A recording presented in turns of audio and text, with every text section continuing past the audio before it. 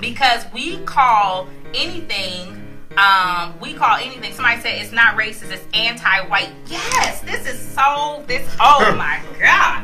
I love this. Yes. I love this because anything that is pro-black, people assume is anti-white. Well, you moving to the I didn't move to the next one. I didn't move to the next one. Dear white people, pro-black is not anti-white.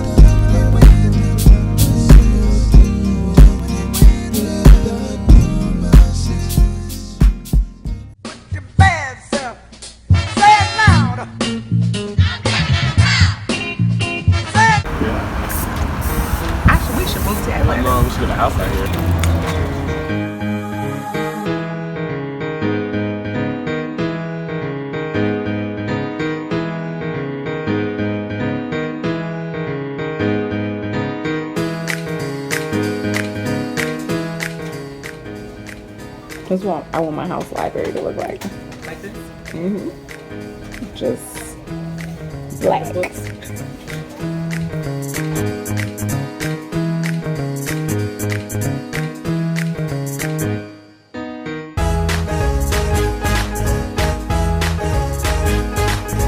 It's so great to have everybody here to commemorate this amazing day as we honor the memory of Dr. Martin Luther King Jr. And as we stand here in front of this building and in front of this amazing statue of this revolutionary leader, today, again, as I said earlier, our goal is not just to remember, but our goal is to act and to become. But I did want to share just a few words with you that I think have the ability to bring your hearts and our minds in for the goals that we have set ahead. We're at an important time in our nation, and not only in our nation, but in this generation, that people who have a voice actually use it. Every one of us have a voice. The sad part is not everyone is using it. There's been something built to give us the mindset that we're just a speck, that we're just a piece, small, tiny piece of the puzzle, and if I say something, does it really count? When you grab a hold of the understanding that your voice matters, then King's dream lives on. So, we have a confession. Yes. We don't like Black History Month. Don't say we don't like it. This guy still gets in trouble. We're not that we don't like it. We don't like the way that most African Americans portray Black History Month. And it's that everybody's in the bottom of the ship, and we have to always talk about the 40s, 50s, 60s, 70s in order to talk about Black History Month. But there's way more to Black History Month than just that. Yeah, I feel like they jump into Black history in like the middle of Black history, for one, with slavery and all this kind of stuff, and we don't really go far enough back to really track it. And then it's a very negatively highlighted thing. And I think that's part of what makes other people even feel uncomfortable in celebrating Black history, because we seem like we cannot celebrate it without like this downtrodden story of what was done to us. And I'm not saying like forget, oh my God, that's not what I'm saying. But there's just gotta be something more to our history. There's a lot more to our history, and I think we need to stay woke and pay attention to the excellence that's been all throughout. Yeah, like I don't want to go to another breakfast and they sing "We Shall Overcome." Let me explain to you, okay? I mean, I did one of those wonderful, say breakfast. Breakfast. Breakfast. Breakfast. Breakfast. No eggs. Breakfast. Breakfast. So breakfast, right? So I went to a Martin Luther King breakfast that I was involved in, and then we did a presentation at the statue, and we shall overcome. And we had to march around the statue several times in order for people to feel like they celebrated. And I'm sorry, I have overcome. And I know some of y'all don't believe we have, but I've overcome. Listen, all the way over. So I think it's important to know, and we're not all the same in different things. So like some people think that we talked about stereotypes before, but some people think that all black people like fried chicken and eat watermelon. I hate watermelon. Now I do like fried chicken and I do eat watermelon on the porch, but not every black person does. Look, somebody said nobody sees the irony here. Like all white people need to hear this. No, No, all you can actually get off. all white people don't need to hear this. This is just what we would like to say to white people, and white people say whatever they want to black people, and Mexicans say whatever they want to white people. Black, everybody say whatever they want. So no, all white people do not need to hear this. Ready? Hello, is this thing on? No, we did not say all white people need to hear this. But, however, this is what we would like to say. Got it? Huh? What? Oh my gosh. You said this is my radio show? I actually have the audience? Oh my You're god. just on here watching me? Oh my god. Oh, okay. The verdict's in. Here we go, dear white people. Dear white people. Yes. It is okay to engage. Yeah. Okay. So when something happens, Yeah. look, somebody said so much hostility. They're getting It's bucked. really not hostility. They're getting bucked. Cause we just joking Wait, around. it's not that serious, We just guys. joking. Calm down. Like, we just joking. So anyways, how does anyone dislike watermelon? I don't like watermelon. She can't stand it. You understand me? It is so gross to me. But everybody who knows me well knows that I love watermelon. It is a gift from people who want to win my heart. No. Anyways, it's okay to engage. Okay? Dear white people, it's okay to engage. So when something happens, Yes. culturally, something happens in the world, something like that, Stop. or there's something that's an uncomfortable topic Please. that comes up, it's okay to engage. It's okay. Yeah. Nobody's gonna bite your head off. Yeah. You can have an opinion. Yeah. It's okay. It's okay if the room gets tight because somebody says something, just a little inappropriate, and you're feeling a little on edge. It's okay to engage. You can respond. You can have an opinion. Yes. Now be ready. There may be an opinion back. There may be an opinion back, and it may not agree with And it your may not opinion. agree with yours. Yeah. They represent, to a love of grandparents, to a love of moms, to a love of dads, a love of aunts and uncles, and everybody that it takes to make a student successful. What we began to build here at Now Star Academy is this community where the environment is conducive to learning and the environment is conducive to growth.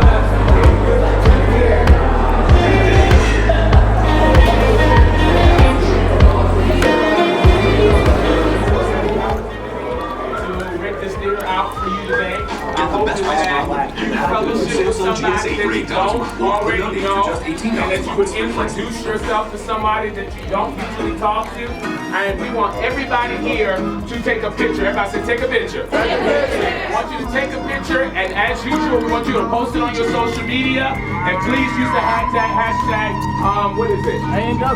No, our church is better than yours. I like that. All Nations SBD, you can post online and celebrate this moment. We hope that you feel the love from your pastors to you. Yeah. And we want you to enjoy yourself, have a great time, enjoy the movie. More than ever, the illusions of division threaten our very existence. We all know the truth. More connects us than separates us. But in times of crisis, the wise build bridges, while the foolish build barriers. We must find a way to look after one another as if we were one single tribe.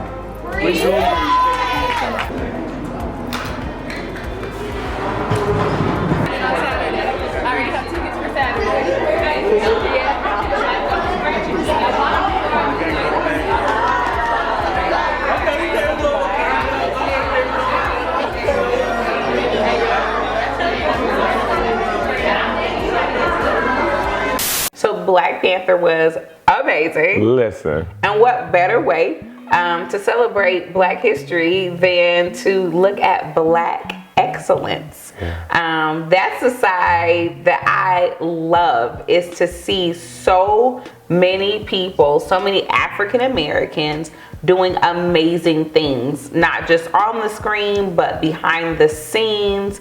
And then even hearing some of the stories attached to the movie and the impact, and also this idea that our African American children need role models to look up to. Yeah, it was just a movie. It's a superhero movie. But I think that it's just symbolic of this idea of putting these faces in front of them and opening their eyes to dreaming of being something different than what they've seen. Wakanda forever. So I mean, it was really. I wasn't gonna see it actually a third time. I was just really, same thing, like really moved by the excellence that we all are portraying. But beyond the movie screen, I think what's wonderful is to see people like yourself. And I'm not just saying this because I want some tonight, but I'm telling you this, that I think you are phenomenal. And like even the fact that you came and took a school that had a small amount of students in it, this charter school, and built this charter school to the point that it could not be contained inside of the walls that it was in.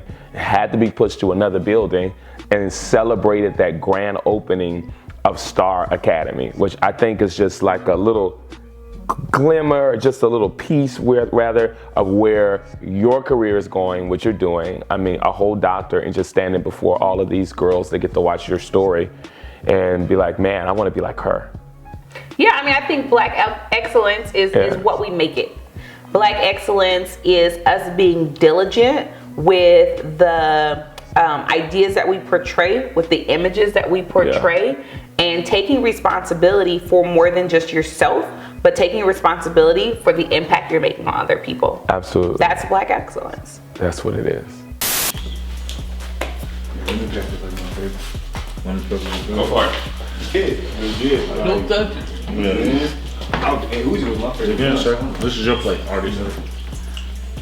Thank you. He's over here. Please eat. A lot of wings, so eat them. You heard what? So you got all the hood chickens over there. Ones that been locked up, around locked up. When it comes to cops, like, what is one of the crazy experiences one of y'all had, like being pulled over, or interactions with law enforcement? Oh man. So a couple years ago, one of my closest friends got murdered, actually out in Fontana, and so he was rushed to Arrowhead Hospital. And you know, this dude was widely known in the crump world, in the dance world, and so I found out, immediately went over there. So he got shot in the head from like close range. Wow. And so the crazy part is the girls who set him up was like at the ER. So we're all like down there, like frantic, like crying, you know, like, what's going on? They won't let us know nothing. And so we were there for a while, and then police was like, it was, no lie, probably about like 50 of us just there. Wow. And so police was like, get the F out of here. Yeah. He ain't gonna make it. Like, we're like, the police is telling you to get the F out of here? But mind you, we're praying. We're in a prayer circle. And they're like, get the F out of here. Like, he's dead already. He wasn't even dead yet, but like, you know what I mean? And so we're like, we're trying to pray, and they're like breaking up the prayer circle, pushing us. And so, you know, I'm skinny. So this cop like kept pushing me. I'm like, yo, like, stop pushing me. And he pushed me. I said, take that belt buckle thing up. I said, I swear to God, I'll beat you to death. And so he like, I'm mad. Like, my friends got shot in the head, and you being extra. And so he shoved me, I'm talking off my feet. And I jumped up and I went to the swing, and I was like, I stopped myself. I'm like, you know what? It's not even worth it. Like, I was angry. Like, this is like a real serious moment. You know what I mean? Like, I'm always worried about police, man. I'm 6'3", 300 pounds. Like, the wrong day, the wrong one, pulled me over. Sir? Have you been pulled over, been really concerned? Yeah. I know one time Jose and I, we were on the way, well, it was a bunch of us in the car. We were in LA, downtown LA, picking up some flyers for a conference. And it was late at night.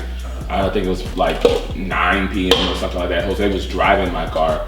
I was on the passenger side. Police pull us over. Jose had just moved here.